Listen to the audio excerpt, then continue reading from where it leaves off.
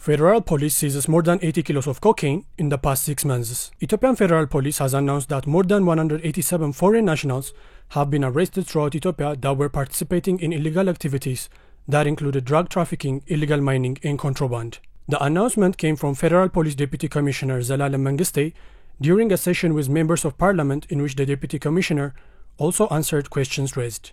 According to an article by the reporter, 83 kilos of cocaine, 10 kilos of cannabis and 9 kilos of opium was seized along with traffickers from 16 different countries. It is estimated the seized substances are worth more than $1 billion in international market.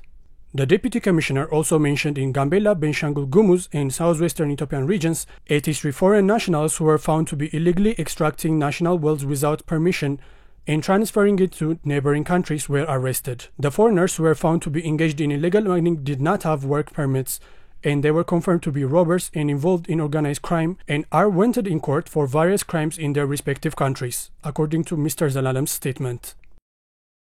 Panel discussion held on opportunity for women and girls through technology. Kafeta, an integrated youth-led activity program which is led by Amref Health Africa with donations from USAID, have hosted a panel discussion event in Skylight Hotel Addis Ababa on Friday, March 31st to celebrate this year's International Women's Day. The event, themed Women and Girls Economic Opportunity and Education Through Technology, held a panel discussions on empowering women through innovation and technology. Ministry of Labor and Skills State Minister Nugusu Tilahun was present from the federal government side, in which he emphasized the ICT sector as being a pillar for job creation in the next 10 years and the government's plan on digital entrepreneurship in partnership with UNDP to create opportunities for the youth that include underserved areas which include women and people with disability. He recalled upon his minister's work that include Nkopa and Brew Entrepreneurship Competition, a step taken by the government to support the youth. Other panelists, USAID General Advisor Wezero Maseret, highlighted that USAID is ready to work on closing the gap between the digital divide and lack of access to technology for underserved communities, while also simultaneously working on combating the adverse effect of gender-based violence that is facilitated by access to technology.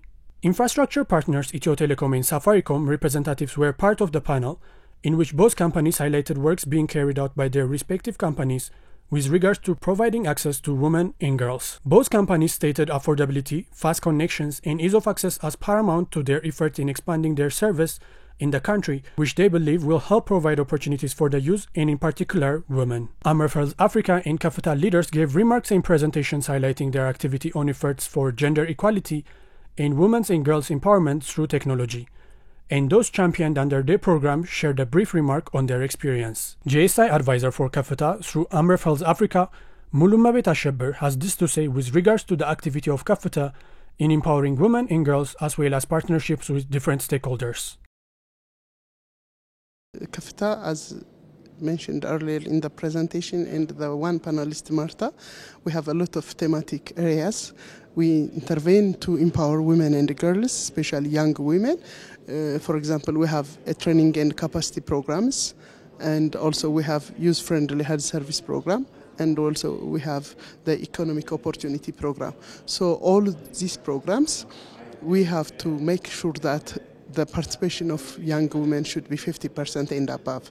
So in all these programs, we also have the digital literacy programs, and also we have preparing a digital space that is safe, especially for women, so they can access easily the library or their experience or the job searching. So we are creating that virtual space to fit for those young women safely and accessibly. No, the empowerment of women or gender equality cannot assured by one sector, even though it will be government or non-government.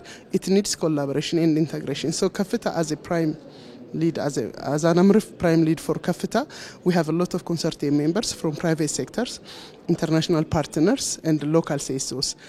In addition to that, we have an agreement with the government from the city level administration up to the federal level ministers. So we have different platforms to coordinate those efforts to empower women and to assure the participation and engagement of these young women.